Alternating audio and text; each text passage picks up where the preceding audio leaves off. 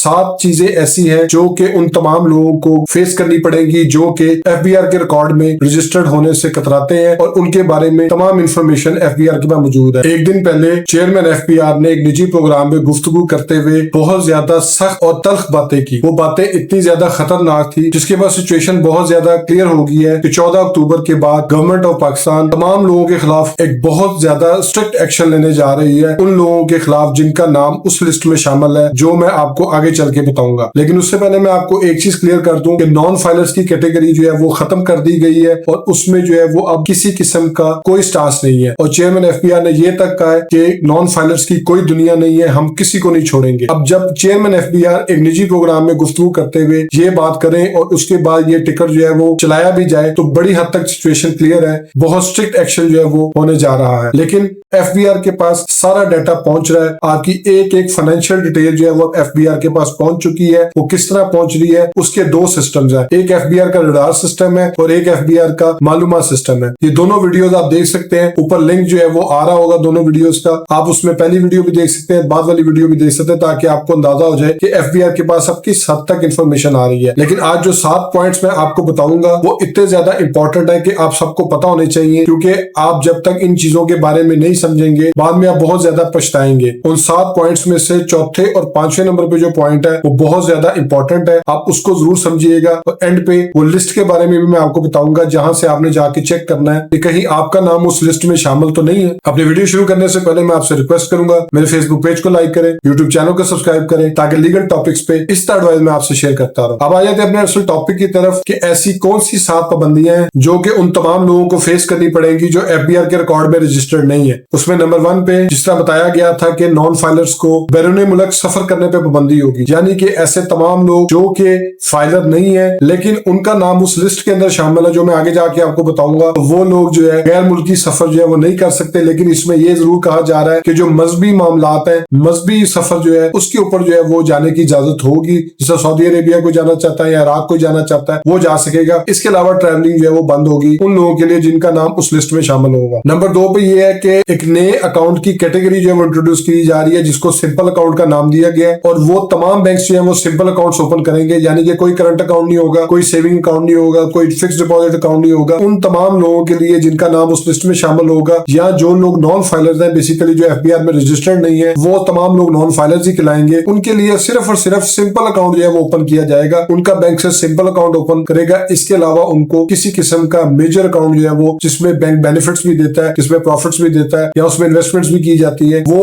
Open करने की इजाजत नहीं होगी। नंबर 3 के ऊपर ये है कि एक तो सिंपल अकाउंट ओपन किया जाएगा, लेकिन उसमें ये होगा कि आपको जो है वो सिंपल अकाउंट के अंदर भी सर्टेन रिस्ट्रिक्शंस होंगी कि आप एक सर्टेन अमाउंट से ज्यादा जो है वो पैसे एक महीने में नहीं निकलवा सकते। डिपॉजिट अगर एक सर्टेन अमाउंट से ज्यादा आएंगे तो उसके बारे में आपको बैंक को एक्सप्लेनेशन देनी पड़ेगी, चेक्स को होल्ड कर लिया जाएगा। फिर उसके बाद जो है वो इनकम जब क्रेडिट होनी होगी या पैसे क्रेडिट होने होंगे उसके बारे में आपसे सोर्स पूछा जाएगा, ये पैसे आपको कौन दे रहा है। तो ये जो है वो 2 चीजें बहुत ज्यादा है जो इंटरकनेक्टेड है कि सिंपल अकाउंट और उसके बाद अकाउंट होने के बावजूद भी जो है वो सर्टेन रिस्ट्रिक्शंस और लिमिटेशंस है, उसके अंदर जो है वो काफी ज्यादा प्रॉब्लम है। नंबर 4 जो कि सबसे ज्यादा इंपॉर्टेंट चीज है वो ये है कि जितने भी लोग जो एफबीआर में रजिस्टर्ड नहीं है, जिनको हम फाइलर्स कहते हैं, उन तमाम लोगों के प्रॉपर्टी खरीदने पे और गाड़ी खरीदने में पाबंदी होगी। यानी कि अगर कोई शख्स गाड़ी खरीदने जा रहा है या वो प्रॉपर्टी खरीदने जा रहा है तो उसका नाम चेक किया जाएगा कि आया ये बंदा जो है वो एक्टिव टैक्स पे लिस्ट में इसका नाम आ रहा है या नहीं आ रहा। अगर उसका नाम नहीं आ रहा फिर वो जो कोई भी है, वो नॉन फाइलर है, वो इनएक्टिव है, वो जो भी है उसका स्टेटस,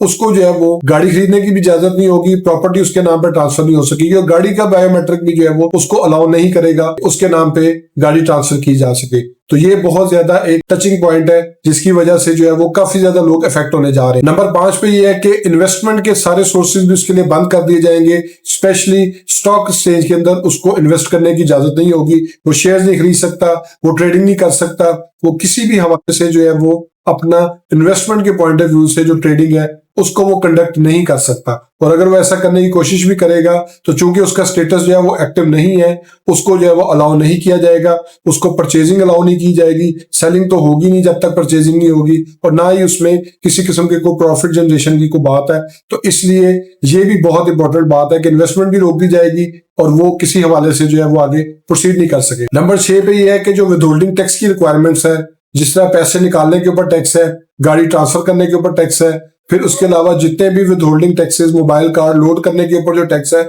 उनकी रेशो जो है वो स्टेप बाय स्टेप करके बहुत ज्यादा कर दी जाएगी उन लोगों के लिए जो एफबीआर में रजिस्टर्ड नहीं है। क्योंकि एफबीआर के साथ जो रजिस्टर्ड नहीं है वो तमाम लोग एनी अदर पर्सन है, क्योंकि जो एफबीआर में रजिस्टर्ड है उसको तो एक्टिव फाइलर कहा जाएगा, जिसकी रिटर्न्स टाइम पे सबमिट हुई है और ये 14 अक्टूबर तक सबमिट हो गई है, उसको तो इस चीज का बेनिफिट होगा, लेकिन दूसरे शख्स को जो है वो इस चीज का बेनिफिट नहीं दिया जाएगा। तो इसलिए वो तमाम लोग जो एफबीआर के रिकॉर्ड में रजिस्टर्ड नहीं होंगे वो इस बेनिफिट को क्लेम नहीं कर सकते और उनको जो है वो ज्यादा विदहोल्डिंग टैक्स की मद में जो है वो टैक्सेस को फेस करना पड़ेगा और उसका उनको किसी किस्म का कोई एडवांटेज भी नहीं होगा, क्योंकि वो गवर्नमेंट को तो पहुंच जाएंगे लेकिन उनको अपनी इनकम के अगेंस्ट वो एडजस्ट नहीं कर सकेंगे, क्योंकि उनका जो है वो टैक्स रिकॉर्ड एफबीआर में रजिस्टर्ड नहीं होगा। नंबर 7 के ऊपर जो मोस्ट इंपोर्टेंट पॉइंट है वो ये है कि एफबीआर जो है वो तमाम डाटा जो है वो सिंक्रोनाइज करके बैंक से जो है वो एक सिस्टम में इकट्ठा करता जा रहा है और वो सारा जो है वो सिंक होने के साथ साथ जो है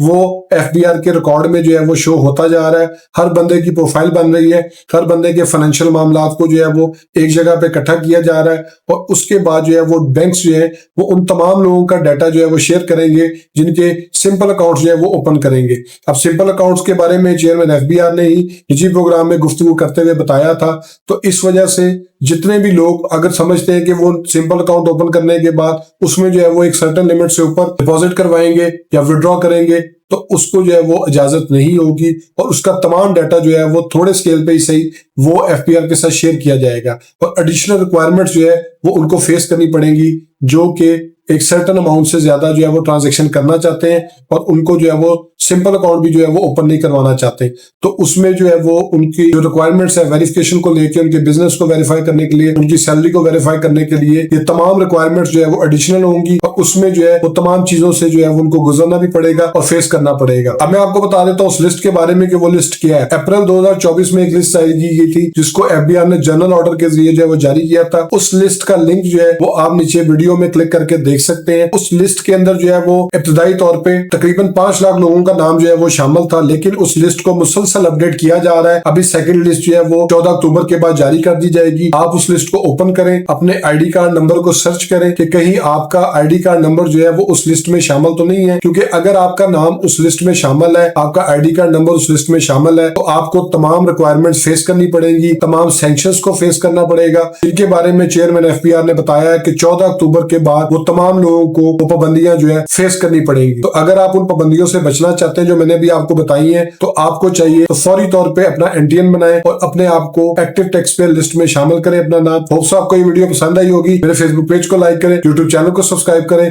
ताकि लीगल टॉपिक्स पे इस तरह एडवाइस मैं आपसे शेयर करता रहूं। Thank you for watching.